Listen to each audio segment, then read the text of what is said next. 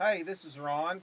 I wanted to do a video response to Mistyshooter223's 2,000 plus subscription giveaway.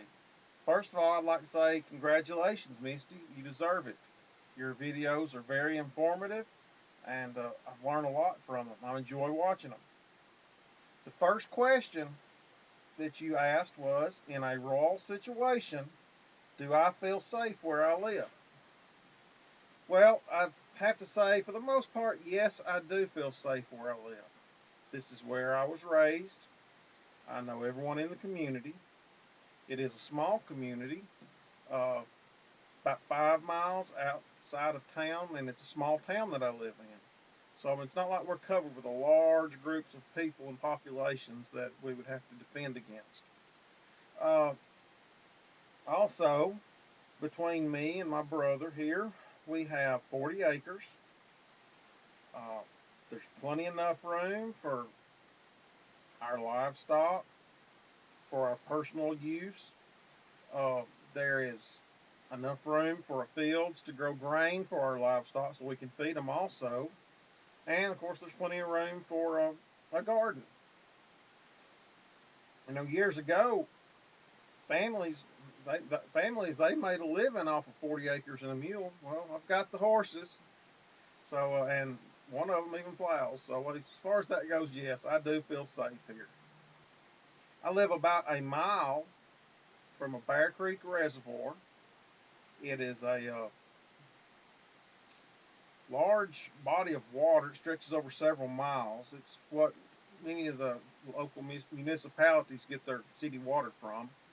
But it's stocked real well with fish. We go down there and we run trot lines quite often. It's easy to catch a lot of fish and quick and put them in the freezer. So we've got that. Also, we're covered up with wildlife in our area. You can't go to town at night without hitting a deer, or possibly hitting a deer. You see one every time you turn around.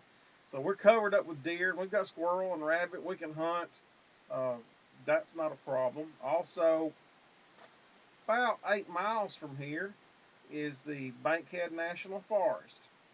Uh, Super place to bug out if you needed to. I could hook up the horse trailer and throw some horses in there and go down there on one of them back dirt roads, and I could be there, and my family, we could live for a while there. I do believe if we needed to.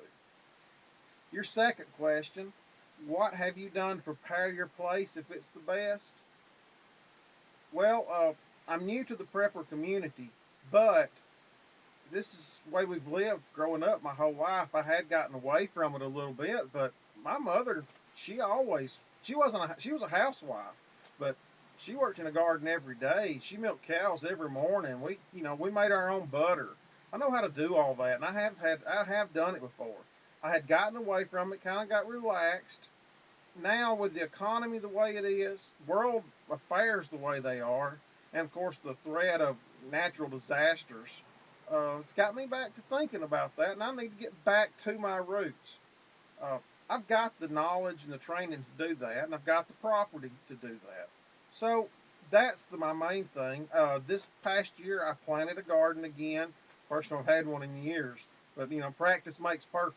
Another thing I was really proud of this year was I got my mother. She's 79 years old. And I got her to actually, I grew up with her canning, but I never took the time to learn, and she never taught me.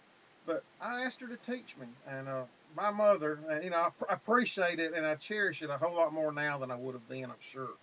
But, I learned how to can the food that we grow, and I want to learn to can meat, and then I've watched Misty, and she's taught me that, so I just got to do it. It's not like it's that hard. Uh, Also, I had to make notes here because I want to make sure I don't forget anything. I've always owned a gun. I grew up with guns. But recently, in the last year or so, I've been trying to buy more guns. I'm stockpiling. That's a word the Fed looks at, I guess. But I've got a few guns. There's a gun for everyone in our household. I'll say that. And there's ammunition. I'm still building up my ammunition supply, but we've got quite a bit of ammunition for everyone. You know, all of my family knows how to shoot. The only one that don't is my 2-year-old daughter, and she's already not afraid of gunfire. We can shoot guns around her, and she doesn't flinch. And so it's just a matter of time. The third question: if I didn't feel safe here, and I had all the money I needed, where would I go? Where would I move to? I would I would relocate about 150 miles and become neighbors with Mountain Man and Misty. They appear that they live in a community that's like-minded. They watch out for each other. They help take care of each other.